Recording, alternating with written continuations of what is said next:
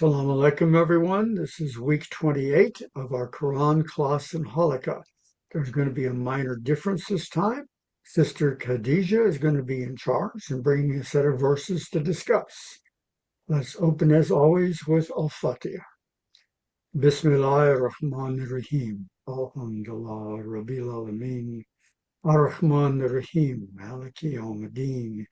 إياك نعبد وإياك نستعين اهدنا الصراط المستقيم صراط الذين أنعمت عليهم غير المغضوب عليهم ولا الضالين. Amen. All right. Sister, you're up, and I'm going to step to the background. All right. Assalamu alaikum, everyone. May peace be upon us and within us. That the listening to Al-Fatiha this time felt different because now I'm actually going to share something with you all, and I just hope that Allah does continue guide me as He has been. Today I want to discuss the Shahada. Not the Shahada that we all know, perhaps. It's a completely different Shahada. I would actually say that the Shahada of the Qur'an is the witnessing of truth. And I think it's such a beautiful topic. And I want to bring it with you, share it with you. We're going to start today. Oh, do we all have, I've posted the link to the notes to the verses in the chat. We're going to start off with Allah subhanahu wa ta'ala witnessing the truth. Before any human being bore witness of God, God bears witness of himself. And Allah alone bears witness on himself. أعوذ بالله من الشيطان الرجيم 3:18 شهد الله أنه لا إله إلا هو والملائكة وأولو العلم قائما بالقسط لا إله إلا هو العزيز الحكيم. Allah bears witness that there is no God except him, and the angels and owners of knowledge are standing firm in justice. There is no God except him, the Almighty, the All-Wise. So, and forgive me, I have not brought every single verse of God witnessing himself. I just brought what I thought was the strongest ones. So in this verse, at least, God is not waiting for humans to witness the truth. He declares it first. And I'd like you all to pay attention to قائما بالقسط, standing firm in justice. This is justice with a capital J. Okay, this is proper justice. And these are the angels and ulul ilm, the angels and the owners of knowledge. So in order to witness truth, to understand truth, you also must honor justice at the same time. God does not just claim that the Quran is sent by him, but God even testifies to it. أعوذ بالله من الشيطان الرجيم 4166 is this a lam? لكن الله يشهد بما أنزل إليك أنزله بعلمه والملائكة يشهدون وكفى بالله شهيدا. But Allah bears witness to what he has sent to you. He sent it down with his knowledge, and the angels bear witness, and sufficient is Allah as a witness. In 48:28 هو الذي أرسل رسوله بالهدى والدين الحق ليظهره على الدين كله وكفى بالله شهيدا. He is the one who sent the messenger with guidance and the true system to expose all the other systems, and Allah is sufficient as a witness. So the Shahada is not us declaring something new.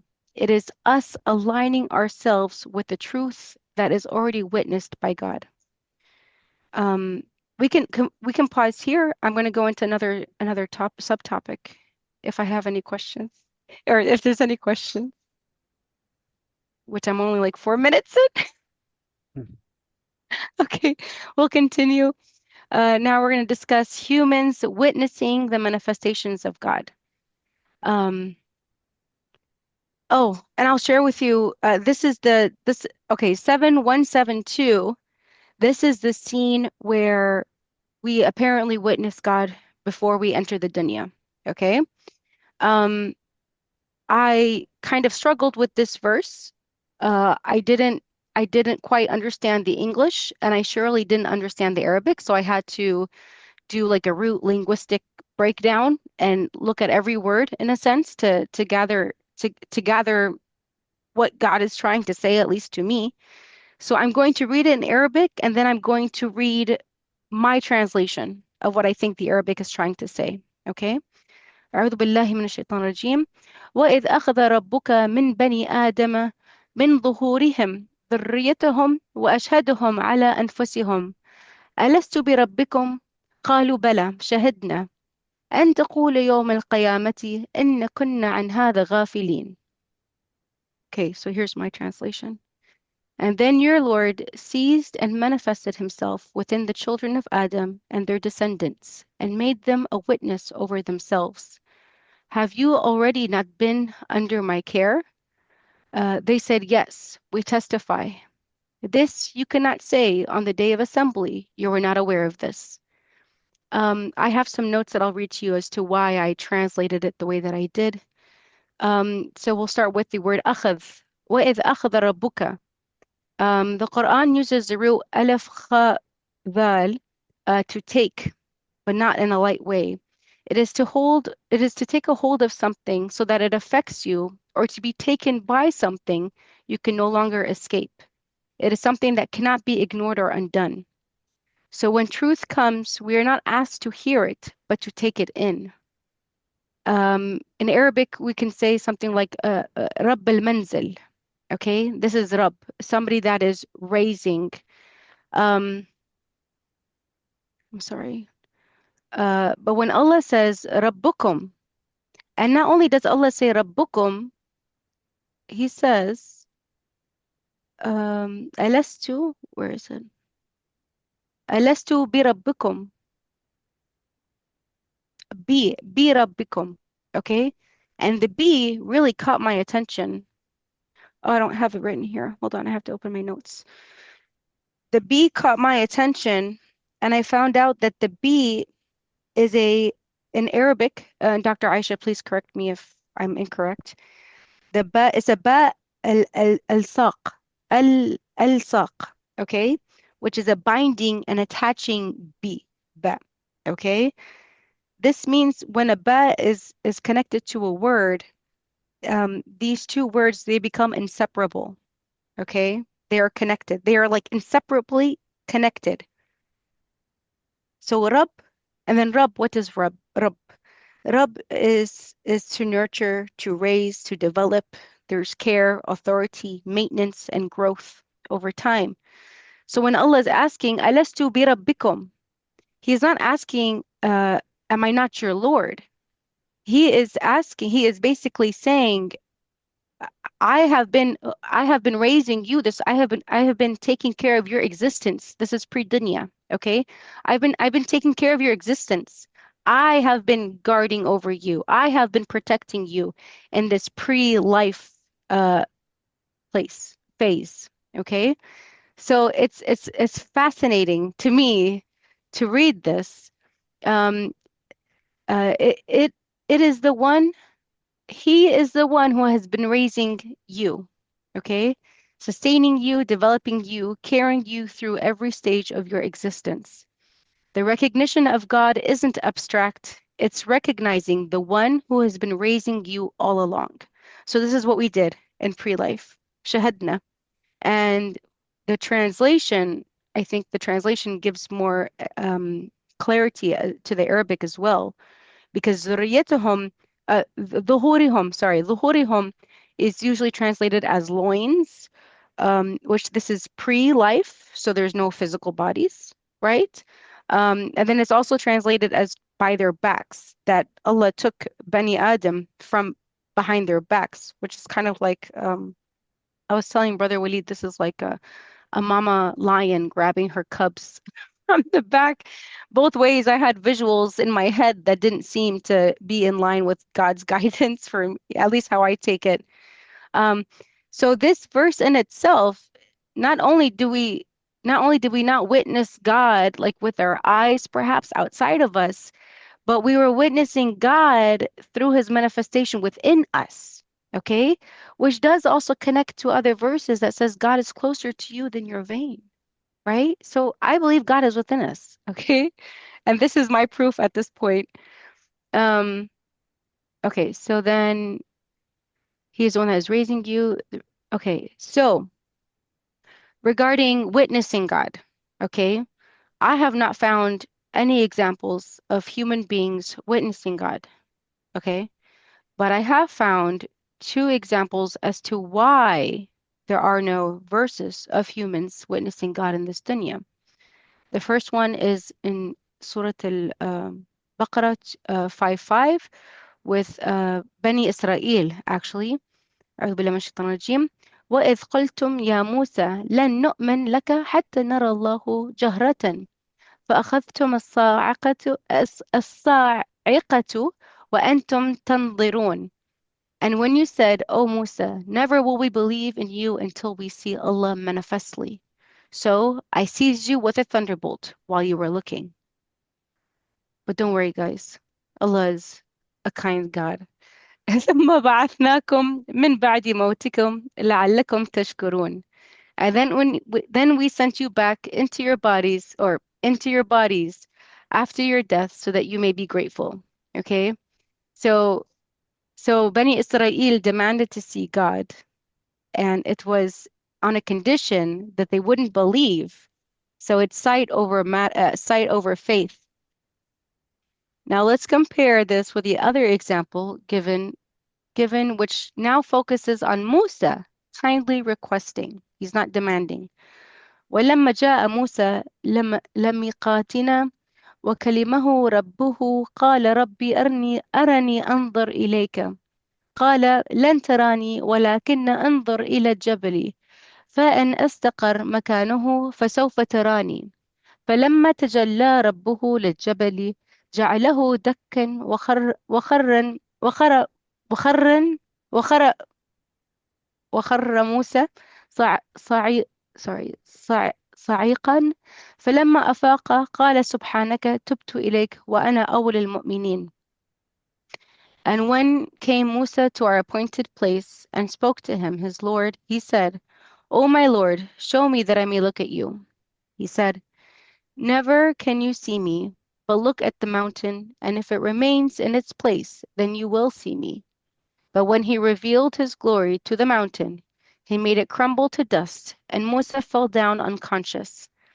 And when he recovered, he said, Glory be to you. I turn to you in repentance, and I am the first of the believers. Um, I found this really beautiful that Musa then says that he is the first of believers. أول المؤمنون. Um, yeah, this is like a little side note about mu'minun. I don't see it used very often pre-Muhammad in the Quran. I do see Muslims used quite often. Um, so even something as great and magnificent as a mountain cannot handle and withstand divine manifestation.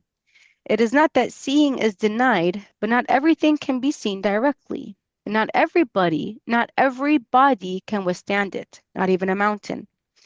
And this is why you will not find any Quranic verses describing humans witnessing God.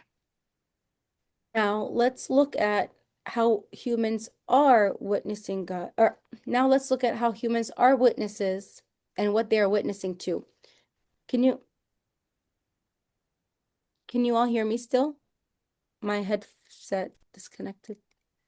Okay.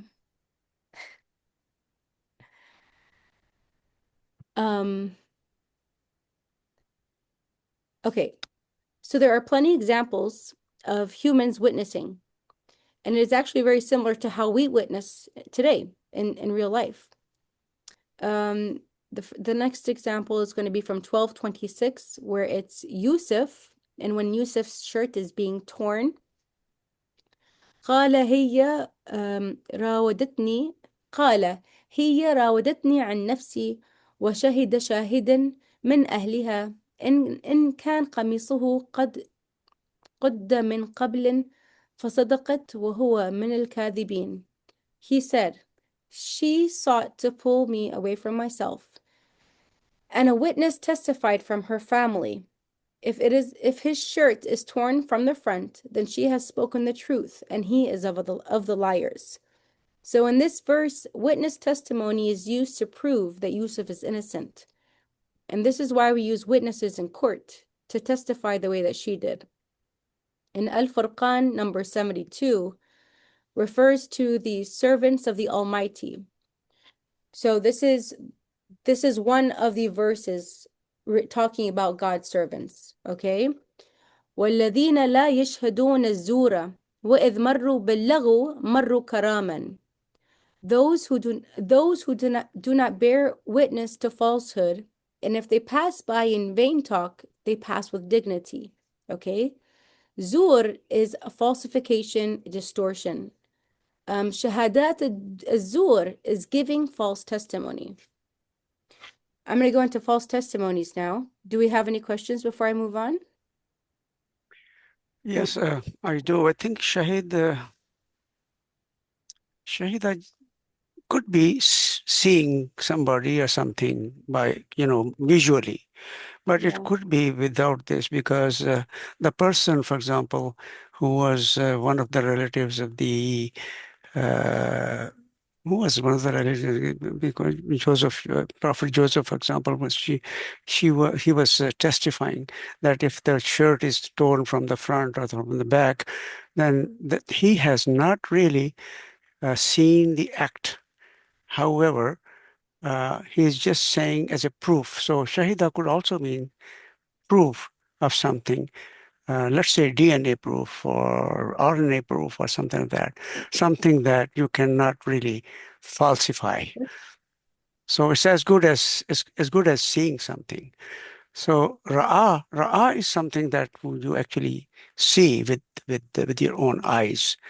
Um, so I think that may be the difference between the two words, ra'a and shahida. Yeah, I'm sorry, brother. My son interrupted me. Are you saying that there are two types of witnessing?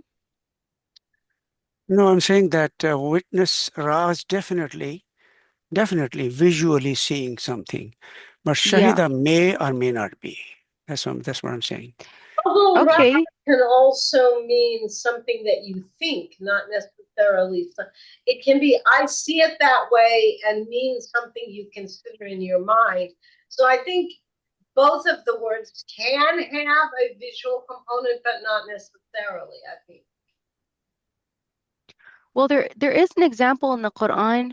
This is for Yusuf as well, where his brothers go back to their father after Benjamin has been taken, right? Benjamin is Right.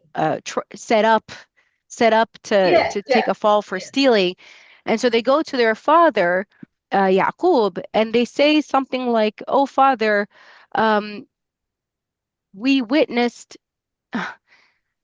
The verse is kind of interesting because it can't necessarily prove, oh, how do I say this? Um, they did not see anything. Okay, the brothers didn't see anything. They say that with the knowledge that they have, they're bearing witness. And the knowledge that they have is second-hand knowledge, right? They are told that your brother stole, we're going to keep him, right? They weren't involved in the stealing, they weren't involved in this plan. And that is the only verse in the Quran where there is an idea of shahada. Excuse me. There's an idea of the shahada without sight. It's a shahada of knowledge.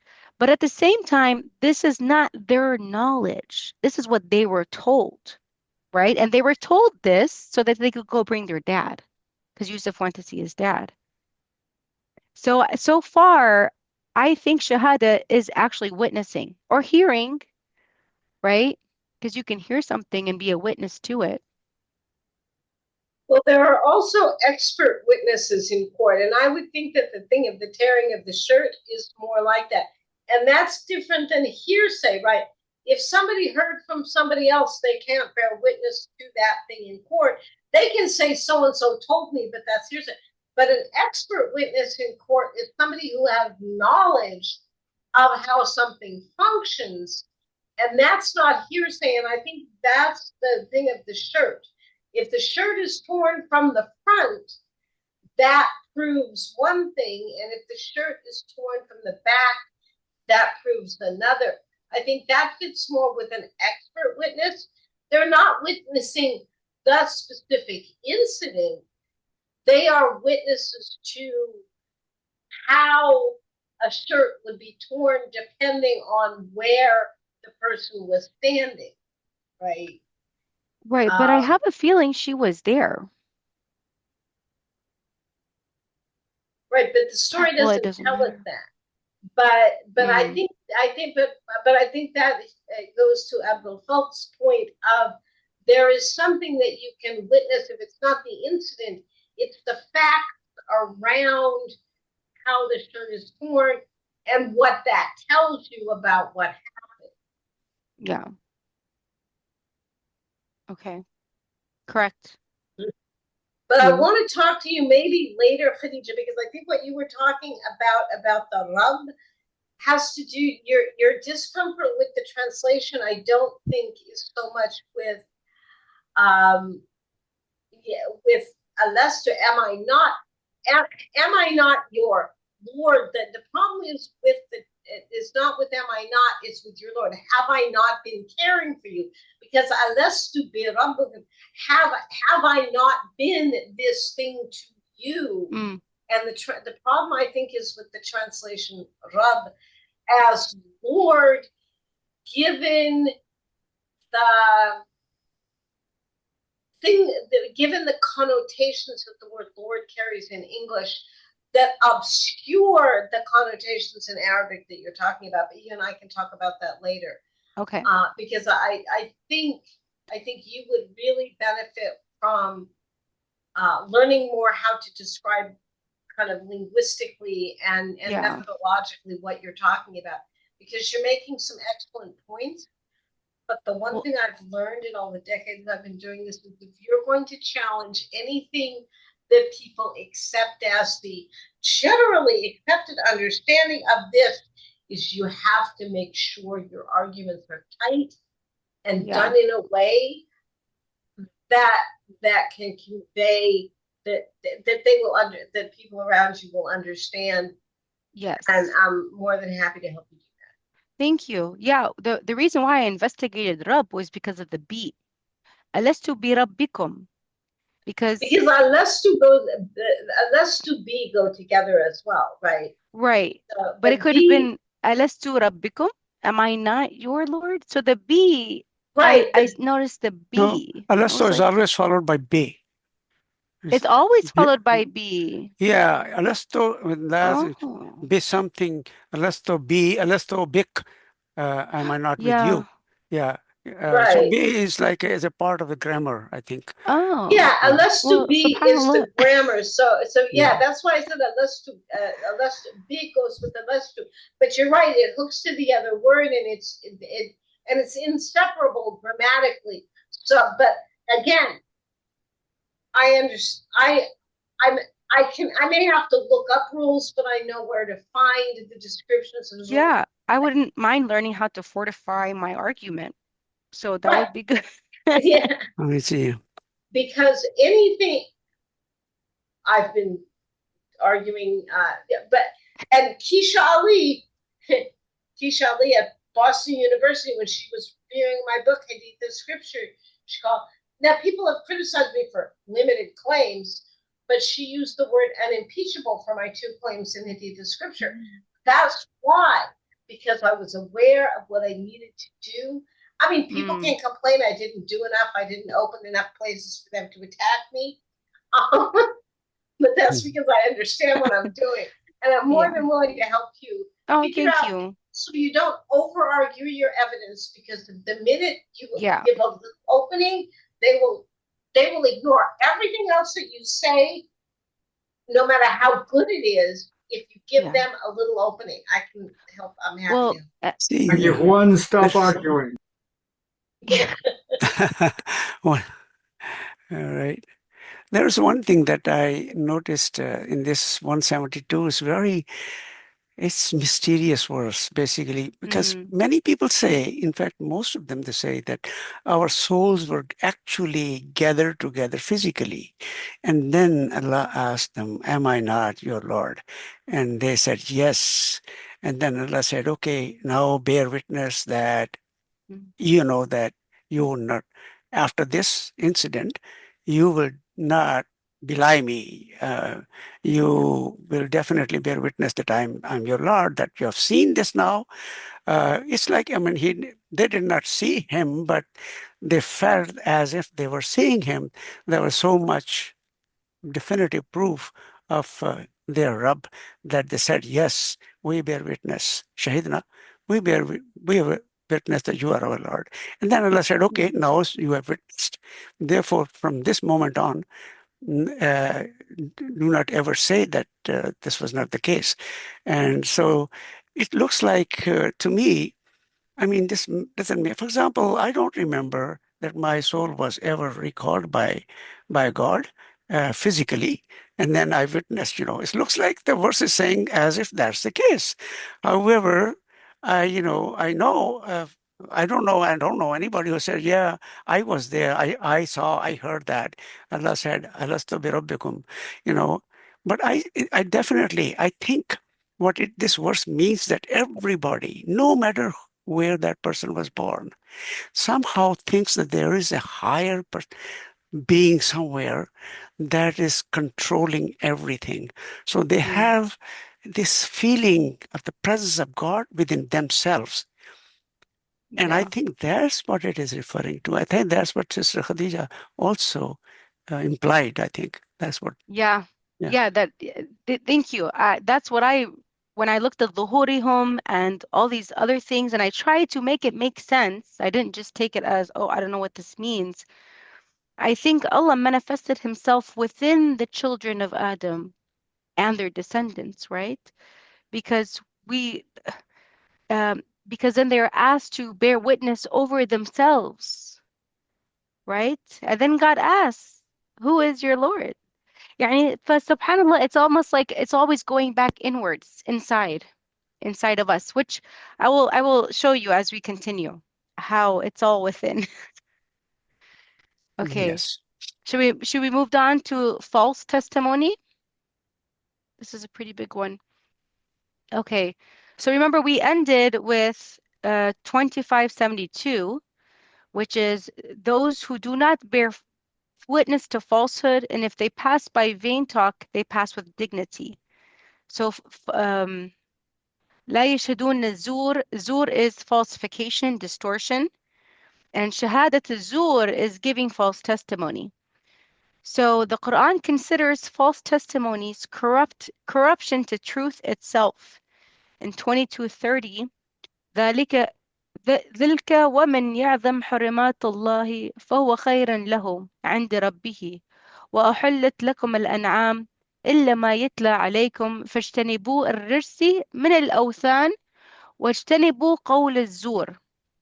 I also had to do a little bit of a translation for this one. Thus, and whoever honors what is sacred, then it is better for him with his Lord. And permitted for you is the enjoyment of blessings, but within revealed limits.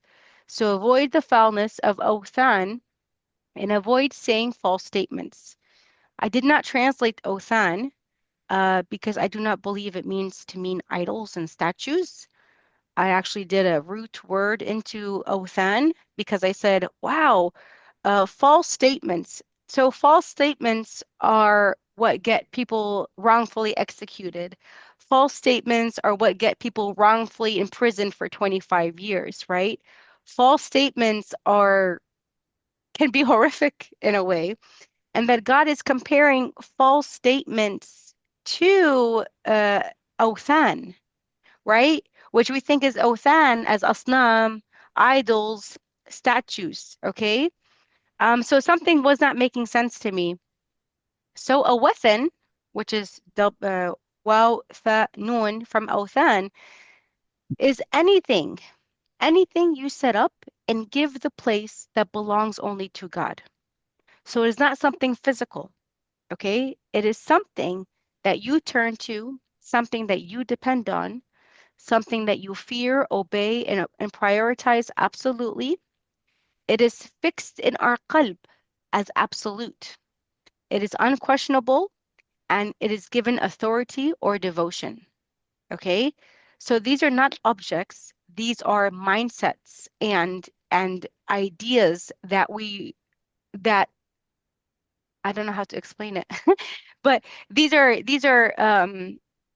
social constructs in a sense that keep us locked away from the truth. Okay, so these are not things. They made it to sound like things. I don't know why they keep making it sound about like everything is about things, but this is not a thing. This is not something you can see. This is something you can feel, right? So what I think God is actually trying to say is when he allows us permission to enjoy the blessings that he's given us, okay, and to stay within limits of enjoying these blessings, he then says, so avoid the foulness of awthan and avoid saying false statements, right? So do not allow your awthan to ruin and make foul the blessings that God has given you. Does that make sense now? Or, yeah, a little more So what's the clarity? difference between, I think, Asnam and Awsan, right? Yeah. Asnam is the physical, what's that? No, Idol? yeah, idols, Yeah, like a IDOLs, statue. yes. But however, Awsan might be not physical, but as you're saying, your real Yeah. your mindset, Which there say is so much you, you yeah, there obey some authority other than yes. God, right? I mean, we have like the patriarchy, for example. This is Hmm. something that is served wholeheartedly by people. I would actually say that my anti-patriarchalness is a weapon to me Yeah. personally. I become very aggressive and my ego takes over when it comes to women issues. So I think I'm putting that on top of unifying, right? And on top of peacemaking, you know. Hmm. I am claiming that I have a weapon. Right. But see, this is the thing that we all have. That's We why do. we have to understand that the Quran is speaking to us in our situation, and it was Yes. speaking to Muhammad in his situation. This is why we have to be very careful to say this word can't mean that or can't mean the other thing, because words have the meanings people assign them as well as the grammatical, the syntactic, the semantic meanings. And we have to be open to that. But just because it meant stone idols, just because it may mean stone idols in one context, it may not in another. And just because it may mean spirits in somebody's context or mindsets in another, this is why we have to always reapproach the Quran and say, what is the Quran speaking to me? And there's, I think he passed away now, but there was a Syrian scholar. Well, he was not originally a Quranic scholar. Originally, he was an engineer, but he wrote a book back in the early 90s. His name is Shafur. I think Oh, it's yeah. Mahmoud Shafur. And he wrote an article at some point that said, the words remain, but the content shifts. And I think what he was Mm. getting at is these words do have, established grammatical meanings, but as people learn more or have different perspectives, they apply the same words in different ways. And this is my considered and educated understanding as someone trained in philology and Arabic. God uses the Arabic language to full advantage in that way. That is why the meanings of words are so deep. That God says nobody understands the complete ta'wil except Allah, and those with knowledge, because that is the Quran is meant to have that depth of meaning. So to you, it means something that allows you to serve God in the way that God is inviting you to serve Him.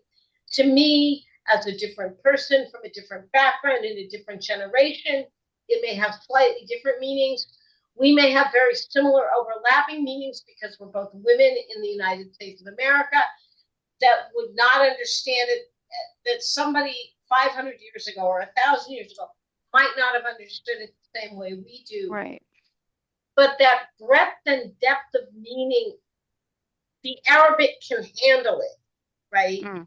Yes. The Arabic can really handle it. I think Semitic languages handle it very well. And then you have to do the exercises we're doing here today, is how do we express those meanings in English in our context? So I applaud you for what you're doing. It's a big thing, but I think that God, but God has structured the text in a way and in a language, an original language that allows for that. But we have to be humble enough, to see that, to see and to not get, because you're right, we get this idea and it means a lot to me, and I am going to slam. I understand exactly that. Well, and the reason I went on a little rant about physical statues is because I grew up and I had Tarbiyya Islamiyya for the first 18, well, not 18 years, but kindergarten, so maybe like 4 or 5, and then plus 12. And these idols and awthan and asnam and these goddesses, they were always statues. And they never had us take inventory of our own selves. They never had us reflect on, hey, what am I? I mean, the furthest they ever went was, if you miss Salah because you're on your PlayStation, you are putting PlayStation ahead of God. Like that's as far as they went with keep your qibla straight, basically, right? Of what are you swapping out for your salah? And those poor kids, they were probably going to go pray when they were done, right? That didn't mean that they were not going to pray. But now that I'm getting to explore and I think the Quran is like an onion. There's so many layers. And you keep going, and I cry every time I unpeel a layer. It's so beautiful. So I'm actually realizing how much guidance are in these verses, because verse 22-30, before, it was apparently speaking about cattle, and and the cattle have been made permissible to you uh based on what has been revealed to you. Okay, you know, sure. But now that I actually sat with the text and I was like, well, an'am comes from blessing, ni'mah, right? And sure, cattle can be blessings because they're food, but how does this all fit? And now it says, and permitted for you is the enjoyment of blessings, but within revealed limits.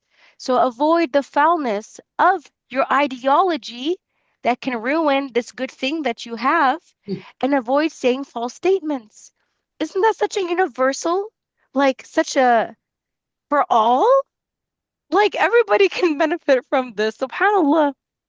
Anyway, I want to break this old concept of statues and idols, because that's being used as a scapegoat for what's really, or they're limited in their understanding of, and this is something, and what I'm really curious about, because I really think that this is a modern limiting mindset problem. Because if you look at what Muslims were discussing 1,200 years ago, just in the things that we actually have in modern print editions of those works, not delving into what might still be hiding in manuscripts in some library somewhere in the Middle East. Muslims were much more open-minded 1,200 years ago than they are today. And I have not looked for the point in time at which that changed, but the 20th century, the century I grew up in, and now we're in the 21st, I see a particular mindset that I really see as governed by the puritanical Christianity on which the United States was originally founded. Well, not the Enlightenment guys that came after, but the Pilgrims who came here, the Puritans. So maybe 300 years, the modern period, when people got this very narrow view of religion. The Enlightenment tried to break it, but Christianity and then Islam in colonialized countries takes on this narrow mindset, right? This narrow mindset that insists on, this is the understanding of God, and it's serious and it's grim. Mm. I think it's a modern phenomenon. I Yeah, think they're putting Muslims God in a would be box. shocked. If Yeah. Muslims would be shocked if they saw the kind of things that people were discussing 1,200 years ago, because they've accepted fast food religion. You get your Happy Meal, you go to church, the preacher tells you what to think, the imam tells you Yes. what to think, the rabbi tells you what to think. They pick words out of the scripture, that fit the ideas. So, and that is the idolatry of the mindset, right? That they have, Mm-hmm. but it's a mindset that happens in all religions. There's kind of Yes. Americanization of religions, and sometimes the same thing happened with paganism in the United States. It's like, wait a minute, there's a mindset going on.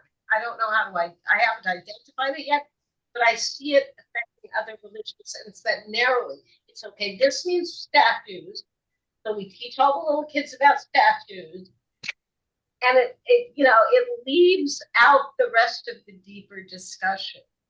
Yeah. Yeah.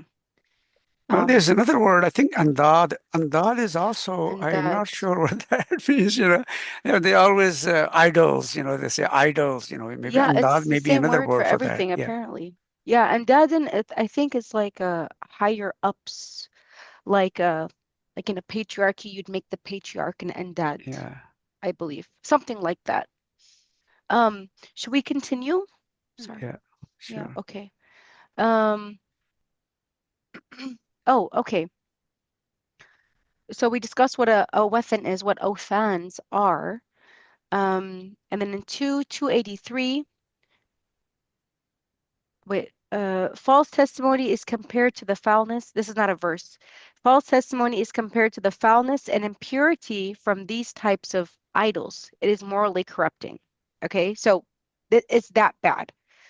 Now in 283, وإن كنتم على سفر ولم تجدوا كتابا فر فرهان فرهان مقبوضة فإن أمن بعضكم بعضا فليؤدي الذي أتمني أمانته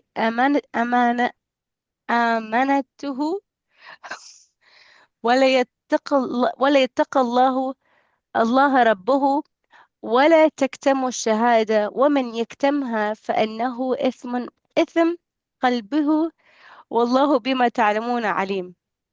Sorry, that was a struggle. And if you are traveling and do not find a scribe, then a pledge of collateral. So if you have entrusted each other in this manner, then let the one who was entrusted deliver his trust, and let him be aware of God, his Lord, and do not hold back testimony. And whoever holds it back, then he has sinned in his heart, and God is aware of what you do. Okay, so what this verse is actually explaining is that there's a structure. Okay, you have the kitab, the katib, the written, okay, structure, and then you have documentation, and then you have collateral. Collateral. If you don't have those two, you have collateral. Excuse me. But if you don't have any of that, فإن آمنوا بعضكم بعضا. If then you just trust one another. Okay, so this is the fifth. 1, 2, 3. This is the fourth. You just trust each other. So when the systems disappear, characters must still remain. And this is where we come into amana. This is what you do when nobody is witnessing you. وَلْيَتَقَ اللَّهُ رَبُّهُ رَبْ wait. وَلْيَتَقَ اللَّهُ رَبُّهُ. Okay, anyway, and so for them, like the person that has this amana is supposed to rely on God, right? So falsehood is not speaking lies necessarily. It is also withholding the truth when it must be spoken. So why does God say he has sinned his heart? Because this is when his heart becomes corrupted because he's hiding a testimony. Okay, we're almost done.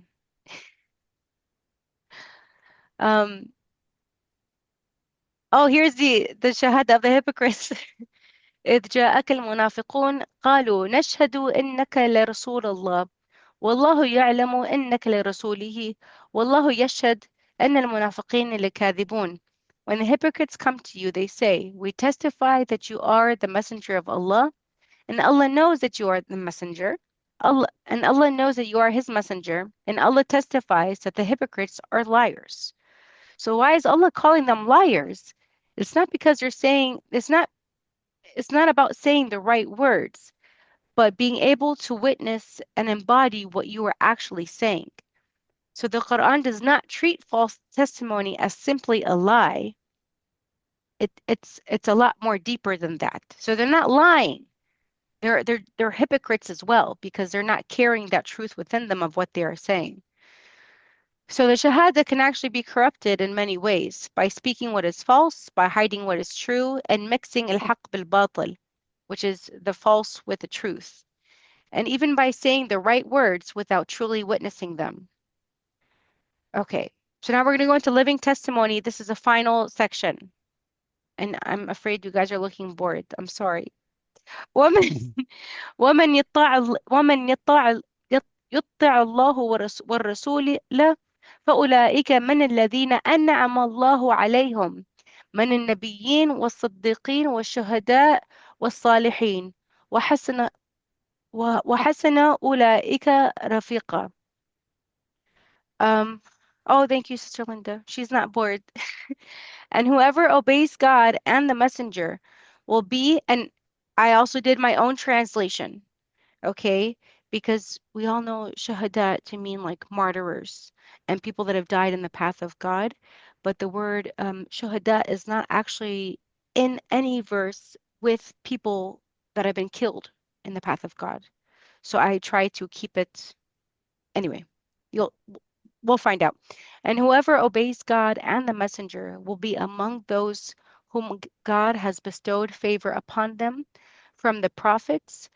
Siddiqeen is the honest truth sayers, the witnesses, and I translated was-salihin as restorers. Okay? So the prophets carry the truth. They receive and convey truth directly from God or Jibril, or you have Siddiqeen, which these are the honest truth sayers. They are not just honest individuals, they confirm the truth and internally align with the truth without resistance. Okay, you see the difference between being honest and then being internally aligned with the truth? And then you have the witnesses, those who bear witness to the truth, and they are living. They're living witnesses, they are not dead, they're alive. وَالصَّالِحِينَ, these are the restorers. These are the restorers of truth, those who act to restore and uphold what is right. So the Quran does not stop recognizing truth. It actually calls us to become a part of it, to carry it, to confirm it, to witness it, and ultimately restore it. Now we're coming up to my favorite verses in a way. Oh, yeah, Brother Walid. I just wanted to confirm something you just said, and that Okay. is to do different kinds of honest. There's cash register honest. I'm not going to steal money out of the cash register. Yeah. And then there's a kind of honest where I'm in tune with what I know and believe. Mm. Because the worst Mm. kind of lie we can tell is the lie we tell ourselves. That Yes. leads to the That's most cognitive harmful. dissonance that so many people have because they're not honest with themselves, right?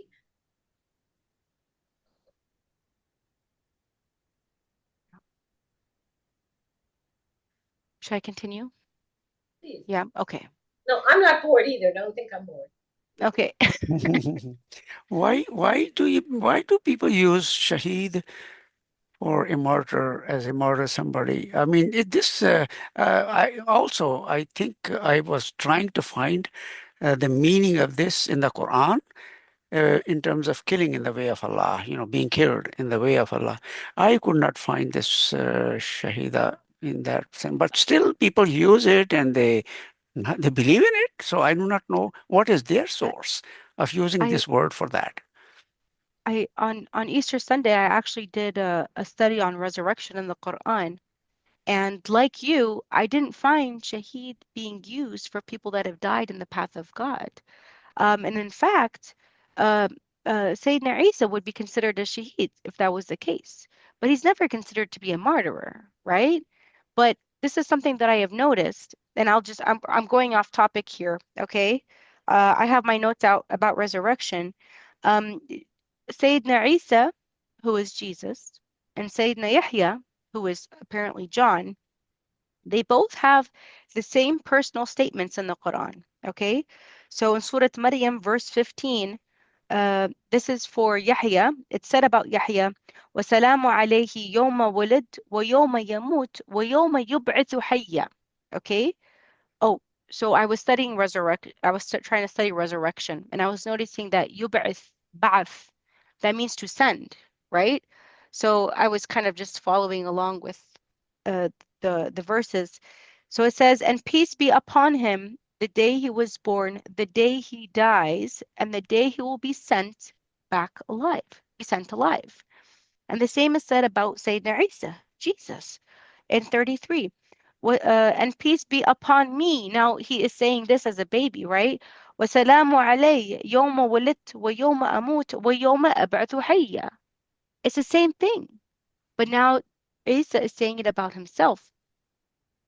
And then let's connect this to the Yasin guy. Yasin, so this is chapter 36, 20 to 27.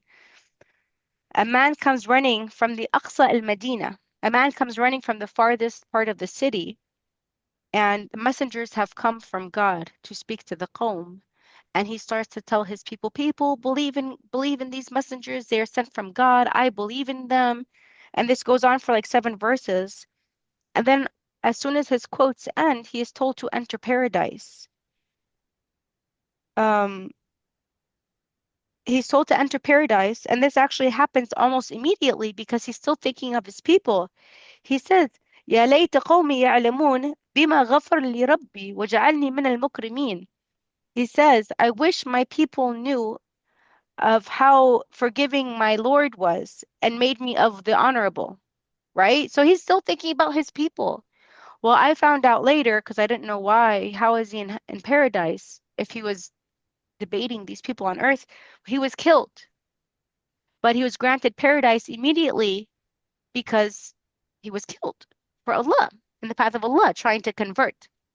And then I found out, I actually asked my mother about John, and she discovered that John, I don't know what scripture this was, but John was also killed for trying to convert Herod, Herod, Herod, Herod. Herod, Herod. Or the Herod. Okay. Antipas second. Who? I think the Brother Sayed? Antipas second, the Herod the second. Okay. Yeah, so he was He also he killed. Oh, he sorry. had him killed because of some, anyways, nasty stuff. I don't talk about it. Okay, thank you for Now, trigger the warning that. word martyr comes from the Greek word witness. And so, From and what? Witness? the Greek word, the English word martyr comes from the Greek word that sounds similar, that means witness.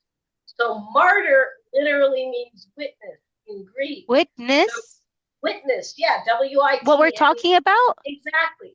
The way it comes to have someone killed for their religion is in early Christianity in the Greek society. When Christians were being persecuted, they would testify to their belief and they would be killed for it. They would rather be killed than change their testimony. Yeah. And so then it comes into it comes to English from Latin, but it carries again that usage that applied in the original early Christian sense, because they were witnessing their belief. They were testifying about their belief. So they were witnesses. And so I think shaheed is translated that way again in the modern period because of the etymology of martyr. We did borrow a lot from Christianity. And in fact, the push for Shuhada and Shaheed was by these men in power that wanted people to go fight for their cause. And so they kind of came up with this to let them think that they're fighting for God and that they're willing to Oh, die. there were actually articles in Arabic newspapers in the early 90s about how governments in, say, Saudi Arabia or Egypt had after Russia invaded Afghanistan in 79, and they were encouraging young politically active men in their countries to go fight the jihad in Afghanistan because it got them out of, because otherwise they'd be causing political trouble at home.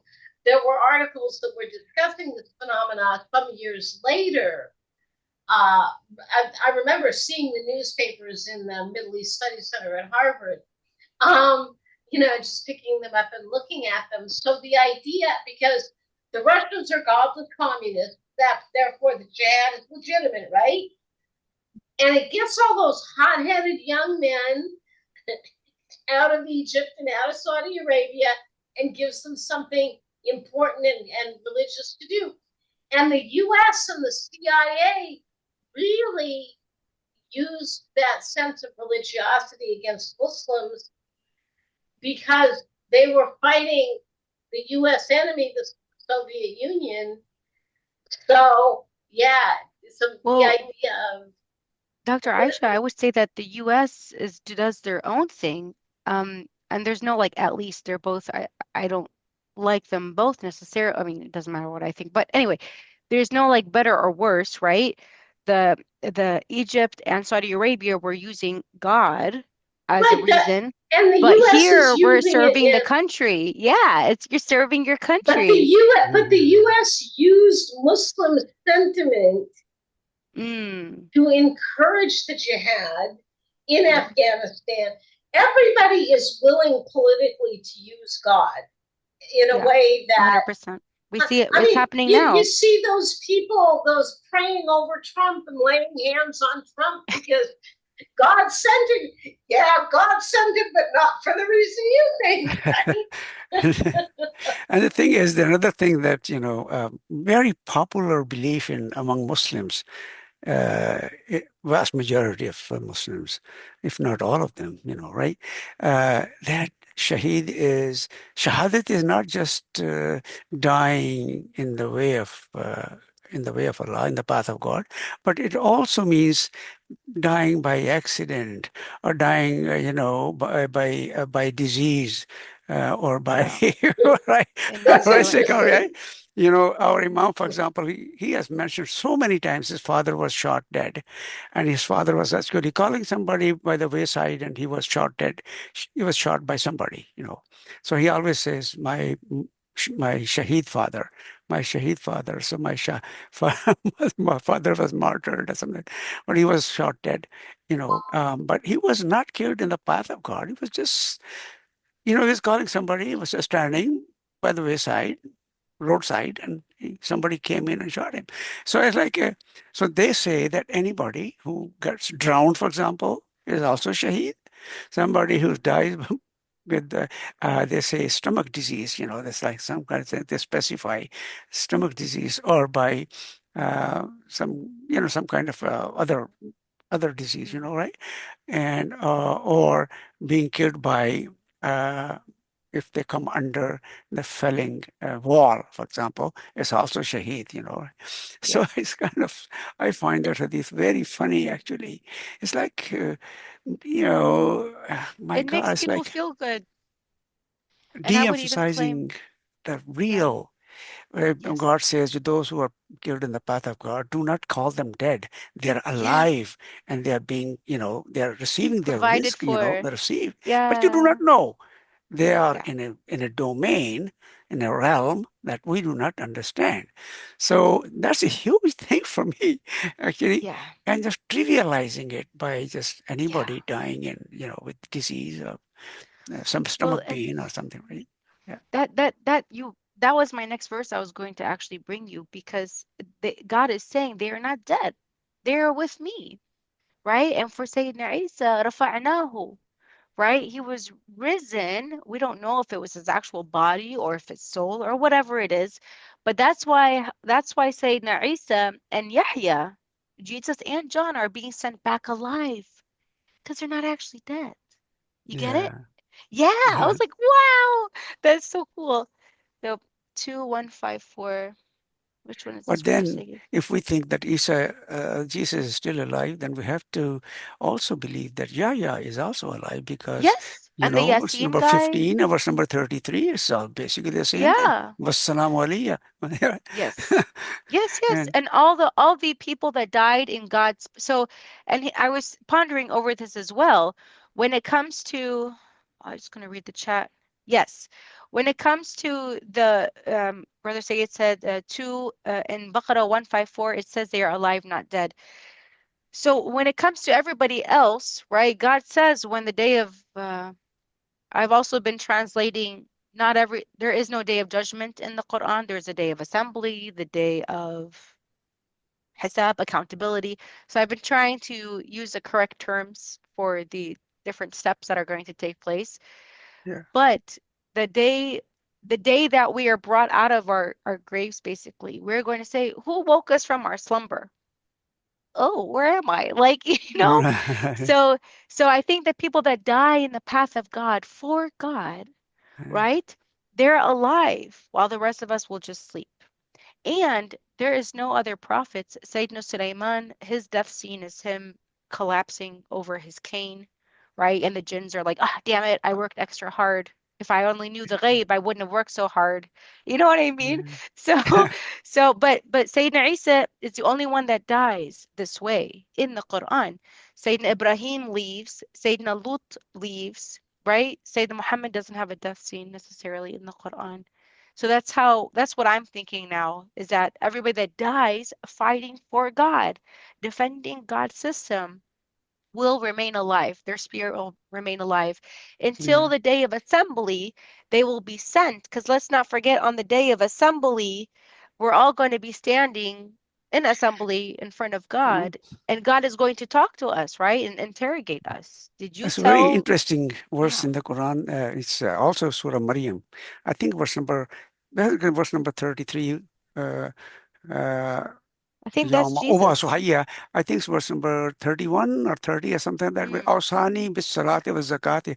yeah. Right? Jesus is saying that he has made me Nabi and he has enjoined upon me salat and zakat. I say, okay, maybe if Jesus is alive somewhere, well, he may be praying. I can believe that, right? But who is he giving zakat to? Are I there don't any know. poor people over there? Up there? No, they shouldn't be if God is providing for them. Uh, so, so But uh, yeah, I'll finish with Jesus again. I've been on a Jesus kick actually for a couple of weeks now. Um, okay, so we're gonna go into 352, which is Umran 52. فلما أحس عيسى منهم الكفر قال من أنصاري إلى الله قال الحواريون نحن أنصار الله آمنا بالله وأشهد بأننا مسلمون. And then when Isa perceived from uh, sorry, uh, this is not a good translation. And when Isa perceived disbelief from them, he said to his disciples, "Who will be my helpers to Allah?" The disciples said, "We are the helpers of Allah. We believe in Allah and bear witness that we are Muslims." Okay? They are actually saying, "We have aligned ourselves so fully with the truth that our state itself is a testimony. It is truth, action, and alignment." And then in the next verse, I've highlighted وَإِذْ أَوْحَيْتَ because this is God inspiring to the disciples. وَإِذْ أَوْحَيْتَ إِلَى الْحَوَارِيِّينَ إن آمنوا بي وبرسولي قالوا آمنا وأشهد بأننا مسلمون. And when I, God, inspired to the disciples to believe in me and my messenger, they said, "We believe and bear witness that indeed we are of the Muslims, submitters, surrenderers to God." So Allah actually gave them the formula to what I think is the true Shahada. It is the Shahada of the self. We are meant to be witnessing ourselves. I cannot witness you guys. You cannot witness me, right? We can only bear witness over our spiritual development, our cognitive development. And yeah, okay, sorry, I have an ending. Let me read that. In the end, we can only witness the truth in ourselves. And when we can witness the truth in ourselves, we can witness Allah. That's it.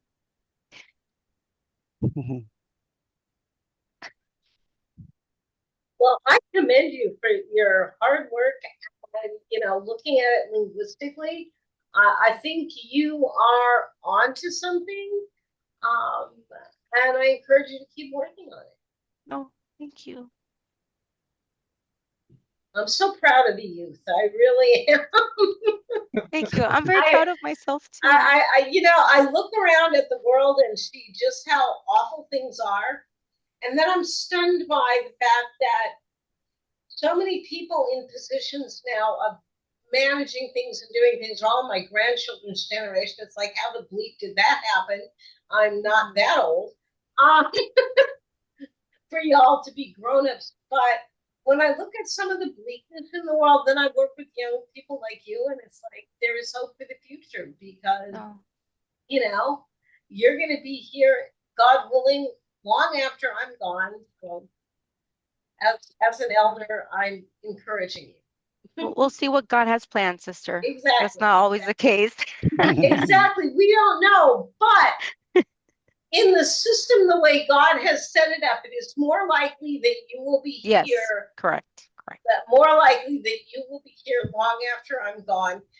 And I say that because I feel also a really huge sense of responsibility to encourage you to do these kind of things and to think this way and to always keep your mind open to that guidance, right? And that the Quran has depths of meaning that our little tiny bird brains can only partially grasp, and to be open to continually expanding our understanding of that.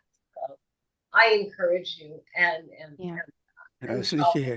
in Surah Kahf, for example, there are three incidents Allah subhanahu wa ta'ala actually describes and uses the word tawil. Tawil is the ultimate reality of what happens to us in our lives. We do not understand. We think something is bad, while actually it is good. There's a verse actually which says that you think it's bad, but actually is maybe good for you. Yeah. So the tawil is the ultimate reality, and the tawil is known only to Allah subhanahu wa ta'ala. It is not known to us. So therefore, I think what we need to do is we just do the maximum struggle. We should struggle, we should try our best to achieve something. If we can achieve it, well and good, subhanAllah. If we cannot, we should not really complain. I think there's something better for us. It's a tawil that only is known to Allah, and maybe sometime later in our life we'll realize, oh, that was great. I thought that was bad for me. No, it was really good. And in my own life, I think I used to have regrets, but not anymore. Because later on, I thought that was better. If that thing happened, it was not bad. Slightly differently. There are terrible things that have happened in my life that I would never want to repeat, but I don't regret them because I see the benefit that going through that allowed me. That doesn't mean it felt good at the time. That doesn't mean I would ever want to go through it again, but I can be grateful for it because had it not happened, good things would not have happened later, right? So that doesn't mean we can't admit that it felt bad, admit that we didn't like it, admit that there was, but to admit the benefit that we get from it, right? And that is something a lot of people today get very kind of selfish and self-centered and very snowflakey, and it's not the people that they think are snowflakey that are snowflakey, but And I think what you both are describing of like surviving that bad thing that happened and then maturing from it and being able to reflect and actually see the blessings. Isn't that what God calls to be grateful? I mean, Yeah, I think Shakirun, so. Yes, right? So it exactly. is a type of gratitude that we Right, are it's a type feeling. of gratitude, and it's the opposite of kufr, because kufr is Mm, also an to deny. ingratitude, Yes, right? yeah, Denial and ingratitude. ingratitude, right? amazing. So, but it's possible to acknowledge the negativity, and people who do negative things to each other, people who actually harm each other, people do get punished for it by Allah and by the world. So, yeah, but it's to see the benefit even in negative things that happen to us. I think Yeah. that, yeah, I can definitely say over the course of my life, I've seen that very Allah clearly. says in the Quran that if we do not test one people via another, then all the mosques and temples and churches would be torn down. Yeah, And Right. that's true on a very individual level. People will put me in your life to give you a hard time. That's exactly what you needed at the time, even though I wasn't nice to be there. yeah, yeah. It doesn't necessarily mean everything's positive. It means that things that do not, things that are really not positive at all may be incredibly beneficial. Right? I'd like to say some things, but I think we should stop recording before I say them. I can do that. Okay. Okay. We'll now close the recording for this week number 28.